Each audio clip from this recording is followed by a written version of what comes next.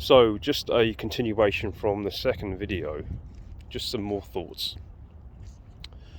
What if looking at the Middle East religions, right? The main two. Maybe the god of that is a fairy, let's say a jinn, and it's the most dominant one that controls perhaps those religions. There is the element of non-human control within them, and I think there probably is. It doesn't like native people connecting to their native fairy. Obviously, it's a takeover. The only way to get them perhaps to actually indulge in these faiths and follow the instructions is to get them spiritually connected to the new, I guess, the new unseen hand, so they say, Christians didn't want people worshipping idols, and they didn't want them worshipping the old gods, and I guess that would include the fairies, because it's a form of devil worship. It's Satan's kind of minions, it's devil worship. So that's because they don't want the people to connect with the old spiritual system and beliefs, but they don't want them interacting with their native fairy, because Satan, it means the opposer, doesn't it? So obviously Satan would be Satan would be the native fairy. They're opposing the new system. So it's almost like spiritual battles, like fairy wars, may have taken place, or are still, because maybe once you actually start to venerate and focus and rediscover your old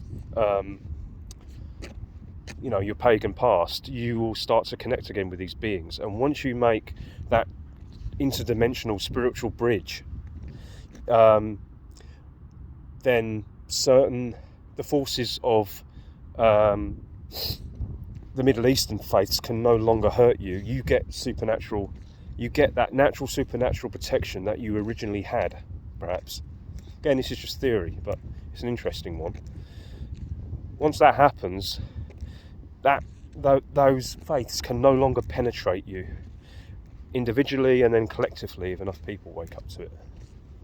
Maybe that's what it is, because as I've said before, and if I haven't I say it, I felt that within Thailand that there is this unseen protective hand, and it seems like a good balance between people and these unseen forces. I think with the spirit houses, with the the Naga and the dragons around the temples. It's the unseen side of it, the unseen protection, so that the people can thrive within that faith, within that religion as a collective, So maybe that could be it. It's within when you get an invading force of people imposing their system, they're going to have a different supernatural element, a different type of fairy, and then that system gets set in place. And then if you do worship, if you do follow the instructions of that system, then you will get protection, but from the other fairy. So maybe that's what we have. Christianity brought in a foreign fairy, an invader fairy, that actually is not where it's supposed to be. It's like a rogue kind of fairy, it's just as corrupt as the people. And maybe this is what it's about as well. Energy goes where what's the saying that David Icke said? energy goes where attention flows, I think, isn't it? So it's all about how you're resonating, what you're putting out. You know, if you're putting out bad stuff, you'll resonate with bad beings out there. But if you're